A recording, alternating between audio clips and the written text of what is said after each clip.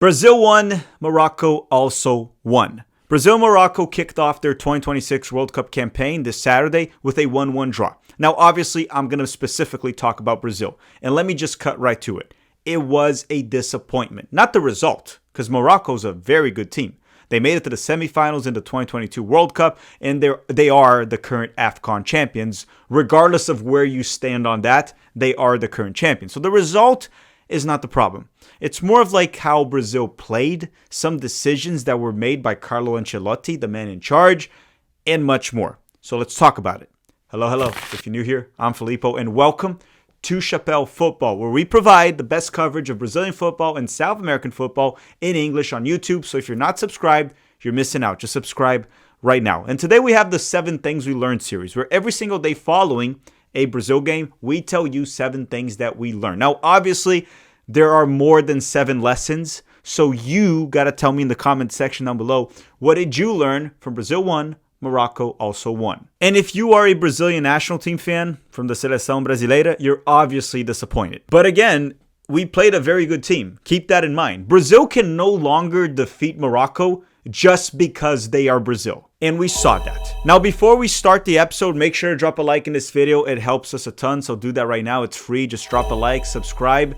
And with that said, this video is brought to you by Proton VPN, but more on that later. Let's roll the episode. Lesson number 1. Okay, let's start with this. It's not all doom and gloom. People are saying now, Brazil are not title contenders. They can't win the World Cup. Brazil can still win the World Cup, okay? It wasn't as bad as people are saying, but it was bad. It was not a good debut. The first 15 minutes, Brazil looked lost, dazed, confused. Like Morocco could have probably gotten a 2-0 lead right away and Brazil would be screwed. It would be over. It almost reminded me a little bit of the beginning of the 7-1. Morocco just didn't have the same quality as Germany to punish Brazil. And later in the video, we're going to talk more about individual performances of players, of specific guys that were terrible. But even Brazil as a team, we didn't look cohesive. Even on defense, we weren't really compact, narrow, very well established. We didn't really play as a team. And Carlo Ancelotti is giving me some strong indications that he might be a little bit of a paneleiro that we call in Brazil. He has his guys and he will live or die on that hill. Like a player that I'm going to talk about later in the video, like Casemiro. I'm sorry, like what was he doing there? The guy looks like he's playing with like heavy boots and jeans pants. He can't run. He's slow. He's stiff. He's washed. Paquetá, Ibanez, Igor Thiago. We're going to talk about all these players very soon, but Ancelotti made a lot of mistakes. Now, mind you, he'll hopefully adapt, but he cannot die on this hill. He needs to make these tough decisions and make changes. And there are players on the bench that can help and contribute more than the guys that I mentioned. So it's not all doom and gloom. Could Brazil still win the World Cup? Yes. Was the performance good? No, it wasn't. And I'll just close this lesson with one question to you. The way Brazil played this game, what you saw against Morocco, would you say Brazil is a legit World Cup contender? The answer to that is no. But Brazil could be a World Cup contender, which brings us to lesson number 2. Lesson number 2 is that despite the bad performance, there were positives. The second half for Brazil wasn't bad. Brazil was slightly better than Morocco in the second half. Adjustments were made. Like, for example, Ibanez as the right back, that was not working. Danilo played there. Not a great player, but he did better. Maybe you test out Ederson there. See how he does as a right back. Other adjustments were made. Surprisingly, Fabinho was better than Casemiro. I don't think Fabinho should play there. Maybe you try Danilo Santos there instead of Casemiro. But adjustments were made and the team started to look better. Ultimately, what I'm saying here is Brazil has to grow as the tournament goes on. The World Cup is a short cup.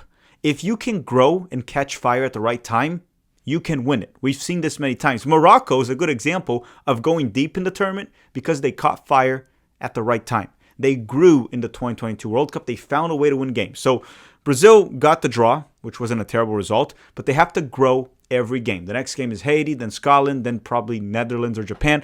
If Brazil advances, which they will, they have to grow. If Brazil can grow in this tournament a little bit each game, they are title contenders. And Brazil throughout this game against Morocco, the big positive is that Brazil did grow throughout the game. Watch the first half, watch the second half. Brazil was way better in the second half. So let's see what happens the next 2 games against Haiti and Scotland. But again, do not fall for the doomsday people, right? The ones that are like, it's all doom and gloom, it's over, Brazil can't win it.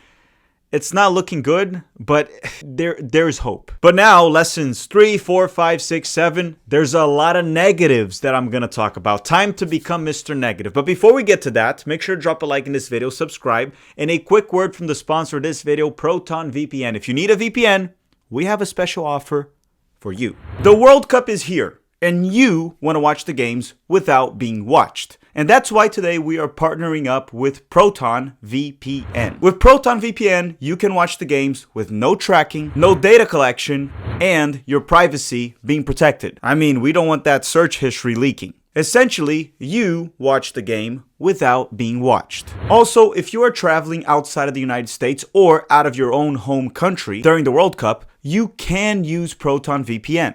And that will allow you to access your home broadcasts from the subscriptions that you already have. Some people prefer a more familiar broadcast, so even miles away, it still feels like home. And if you use my link, which is protonvpn.com/Chapéu, as in CHAPEU, you will get a special offer throughout the World Cup. You can also use the link in the description of this video. And this is big. You'll get 50% off if you sign up for 1 month. You'll get 65% off if you sign up for a full year. Now, if you sign up for 2 years, you get 70% off, which comes out to be less than $3 a month. Again, just go to protonvpn.com/Chapéu to get that special offer. Thank you very much, Proton, for sponsoring the channel. All right, we are back, and now we're going to talk about lesson number 3. Thank you very much, Proton VPN, and you for sticking around. So lesson number 3, Igor Thiago. I'm sorry, man.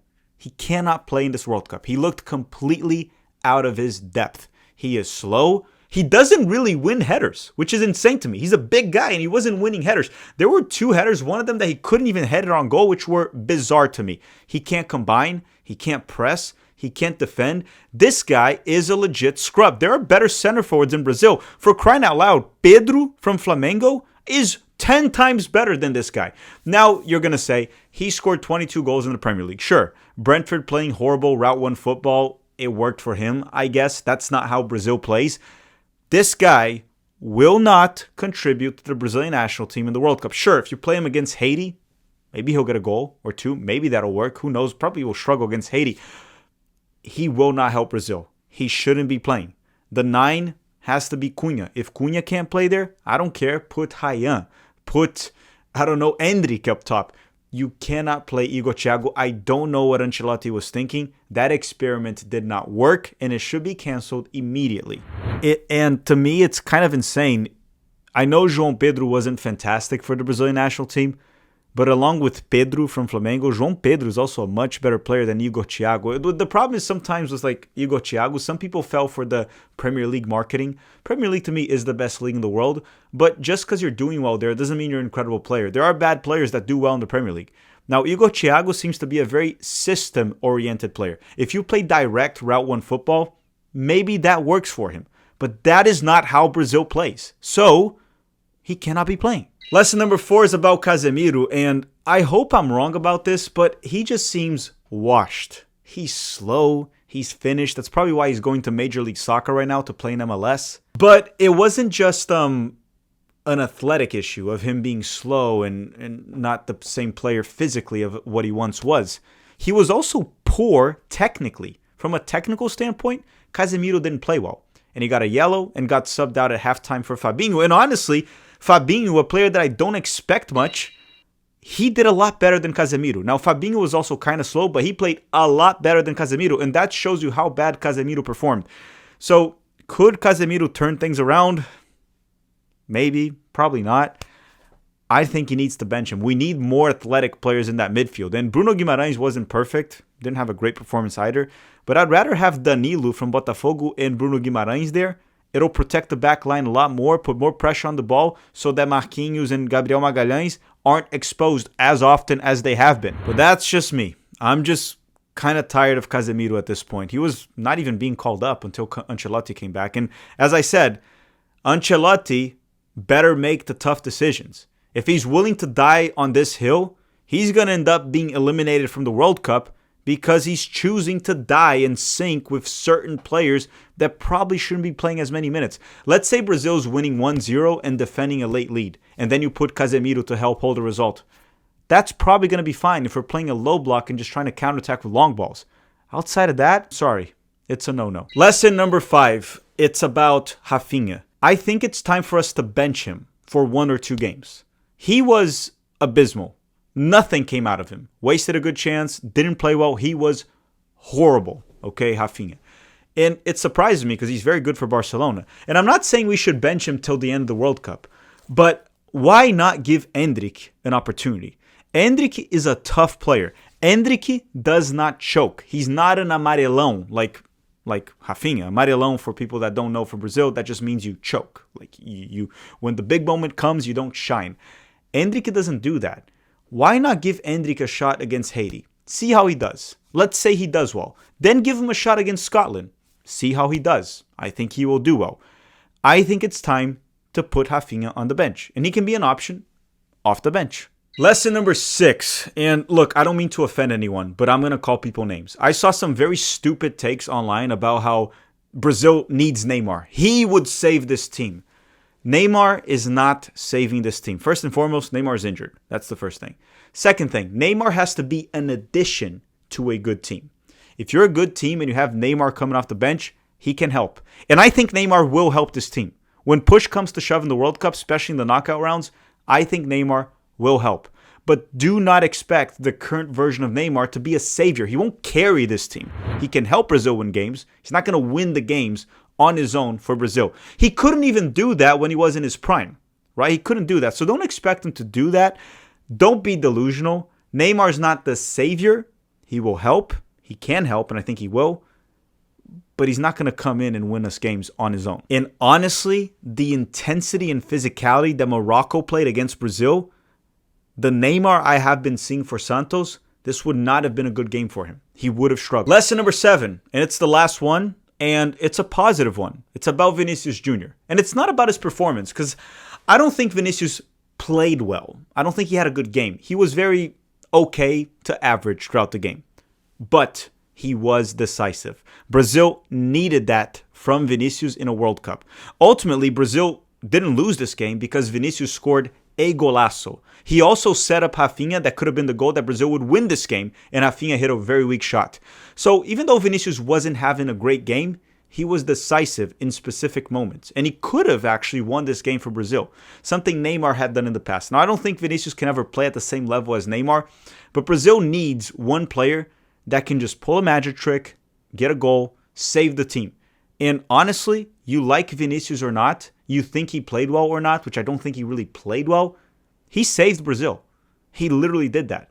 And if Brazil wants to have a shot on winning the World Cup, they will need Vinicius to do so. And you may be saying he does that for Real Madrid a lot, or he has done that for Real Madrid a lot. Yes, but he hasn't done that for Brazil a lot. And in the first game of the World Cup, he was decisive. He showed up when the team needed him. So to me, that's a big positive. All right, everyone. Thank you very much for watching. Don't forget to drop a like before you go. We're going to be doing this for every single game that Brazil plays in the World Cup, hopefully all the way to the final. We'll see how things play out. We're also going to be doing live watch-alongs, live watch parties, right? Live streams during every single Brazil game in most South American nations. We'll keep you guys posted on that. Thank you very much for watching. Thank you, Proton VPN, for sponsoring this video. Drop a like before you go, and have a great day.